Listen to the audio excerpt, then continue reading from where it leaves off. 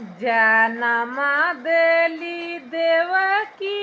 दूधवा पियली जसोदा मैया तना से महतारी के कर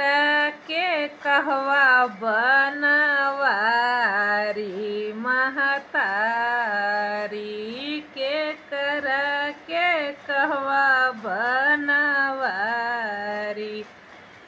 जन्म देली देवकी दूधवा पियली जसोदा मैया तना से महतारी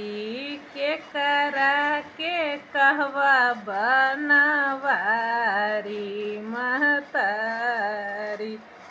के करा के कहवा बनवारी महतारी।